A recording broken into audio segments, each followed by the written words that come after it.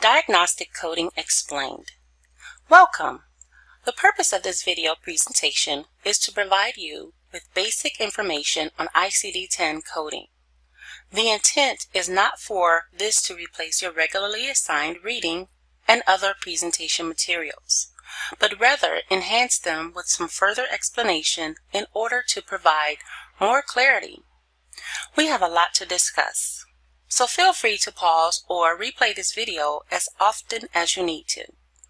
Also, if you don't have your tabbed ICD-10 CM book in front of you, take the time to grab it right now. The medical profession uses a set of words or phrases with specific meanings in all communication. This is referred to as a clinical vocabulary. The use of this standard clinical vocabulary ensures consistency in data and also enhances the workflow. Classification systems group together similar diseases and procedures. The International Classification of Diseases, 10th Revision, Clinical Modification, or ICD-10 CM, is an example of a classification system. What is diagnostic coding? Diagnostic coding is a list of codes related to why a service is rendered in the physician's office, hospital, or other medical facility. How is diagnostic coding used? Diagnostic or diagnosis coding is used to convert the medical language associated with signs and symptoms, diseases, and injuries over to a code set that insurance carriers use to determine medical necessity for services rendered. Here is a brief history of diagnostic coding. Introduction. The previous version of the diagnostic code set was known as ICD-10 CM. ICD-10 CM has been around for many years, more than 150. The ICD stands for International Classification of Diseases. At its inception, ICD-10 CM was primarily used for tracking mortality rates. Later, it was used for tracking morbidity in addition to mortality. It was also used to help ensure proper payment to physicians for services rendered. Insurance companies also use the diagnosis or diagnostic code set to determine medical necessity. We will now discuss ICD-10 CM.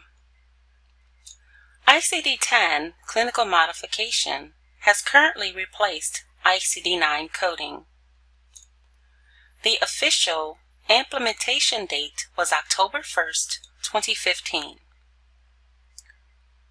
The ICD-10 was developed by the National Center for Health Statistics, NCHS, to replace ICD-9 Volumes 1 and 2. We will now discuss improvements in ICD-10 over ICD-9 CM. ICD-10 has more relevant ambulatory and managed care encounter codes. It also has expanded injury codes, combination diagnosis and symptom codes, and it now has up to 7 character placements. Further improvements are updated diabetes codes and greater overall specificity when assigning codes. We will now review the overall structure and overview the contents of the ICD-10 Manual. It has 21 chapters. V&E codes are incorporated into the code set. Addition of chapters for the eye and anexia, ear and mastoid process,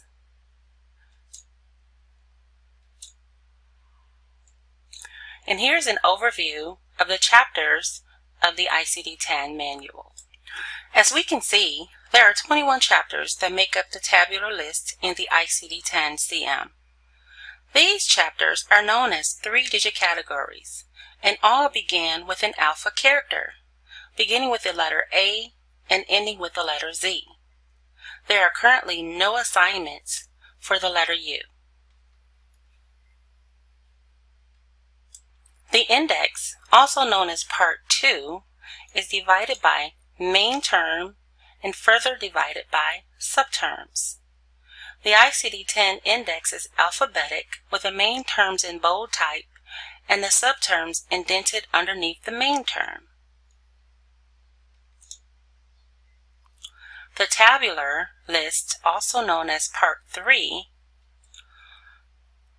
have all of the codes that begin with a unique letter and arranged in numerical order underneath. Once again, all codes in a chapter begin with a letter. Here are the index and tabular lists explained with example. This example uses both the alpha index and the tabular list. We will code the diagnosis Hodgkin disease.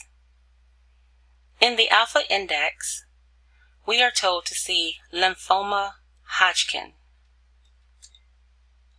Lymphoma is the main term. Hodgkin is the subterm. We are referenced to code C81.9. We will then verify C81.9 in the tabular. We would then read any notes indicated in the tabular to ensure the code is complete and correct before assigning. In the tabular list, we see C81, which is the 3-digit category code for Hodgkin disease. We see additional code assignments, C81.9, Hodgkin lymphoma unspecified, which is known as a subcategory code because we have a 4th character assignment behind the decimal. We also see C81.90, Hodgkin lymphoma unspecified site, which is a subclassification code because we have a 5th character assignment behind the decimal. The code we would use is C81.90, which is unspecified Hodgkin disease, unspecified site. This code is assigned because our scenario, Hodgkin disease, does not indicate a specific type or a specific site. We will now discuss official instructional notation. ICD-10 has instructional notations providing guidance to the coders. All publishers of the ICD-10 present notations that are part of the official version of the coding system. The first notation we will discuss are the Excludes notes. This defines or gives example of category content. In Chapter 1, we see certain infection and parasitic diseases. We see the code range, and we see what this particular code range includes. This includes diseases generally recognized as communicable or transmissible. Excludes 1. In Chapter 1, we also have Excludes 1 notes. Excludes 1 notation indicate that the code excluded should not be assigned at the same time as the code above the Excludes 1 note. Excludes 2. Excludes 2 notes indicate the condition excluded is not part of the condition it is excluded from, and a patient may have both conditions at the same time. When Excludes notes 2 appears under a code, it is acceptable to report this code along with the Excludes note code together. Code first and use additional code. The note for code first also lists several other diagnosis codes that may be coded prior to your initial code assignment. As we see an example of A40 streptococcal sepsis, there are a list of codes that should be coded prior to coding the streptococcal sepsis code. ICD-10 has a coding conversion that requires the underlying condition to be sequenced first, followed by the manifestation. Code also. Sequencing of the two codes depends on the following: severity of the condition and the reason for the encounter. In this example, D61.82, there is a note that explains that you may also code the underlying disorder, and it gives us examples such as malignant neoplasm of the breast or tuberculosis. Guidelines.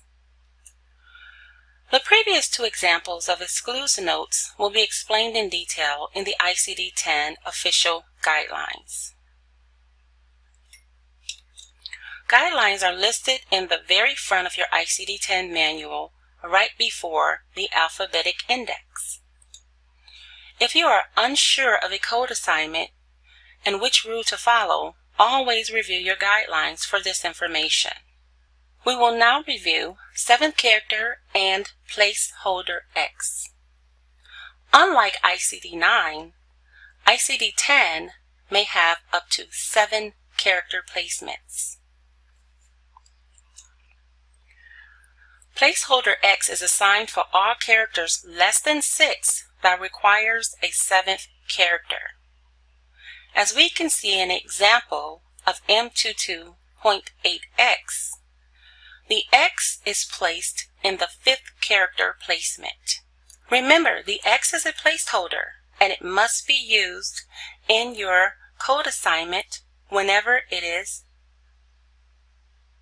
present to assure coding accuracy. Z-codes. Z-codes have replaced V-codes in the ICD-10 code assignment. These are used to report circumstances other than disease or injury. Z-codes are informative. For example, personal history, pregnancy, status post-surgery. They may be first or additionally listed, depending on the circumstances. For example, Z23 reports encounters for inoculations and vaccinations. Procedure code identifies the administration. External cause index. The external cause index is located after I-10 table of drugs and chemicals. As you can see, external cause codes may begin with an alpha character of Y, T, or X, respectively. A few details to using external cause codes. Never list first as your diagnosis. This is used to clarify injury or adverse effect. Code terms describe the external circumstances under which an accident, injury, or act of violence has occurred. External cause codes have their own index in the ICD-10. Now we will review some sample coding scenarios in your ICD-10 manual. The first example is septicemia due to anthrax. The ICD-10 code assignment for this is A22.7. This is an example of a combination code. Either anthrax or septicemia could be considered your main term in the alpha index. The next example is when a patient has pneumonia due to typhoid fever. The code assignment for this is A01.03. Typhoid fever or pneumonia may each be located in the alpha index. However, typhoid fever quickly allows you to locate pneumonia, which is a subterm underneath it. Once again, this is considered an example of a combination code. A combination code describes two conditions in one code. Next, we have malignant neoplasm of the tail of the pancreas, primary. The ICD-10 code assignment is C25.2. C25 is the 3-digit category representing the malignancy of the pancreas, and C25.2 further classifies the site, which is the tail of the pancreas. You would locate your code assignment beginning with the neoplasm table. Neoplasm is your main term, and the location is the pancreas. The type is primary. Conclusion. With the use of your medical dictionary, along with tabbing the different sections of your ICD-10 manual, you will learn this coding system with ease. You should tab the following sections for ease of use. Part 2, the Alpha Index, which is located in the very front of your book right after the guidelines. Next would be your neoplasm table, table of drugs and chemicals, index to external causes of injury, and each specific chapter or categories of code assignments. Here are the references. You may also download your ICD-10 official guidelines from this particular link, or go to the cms.gov website /Medicare/coding ICD-10 /downloads.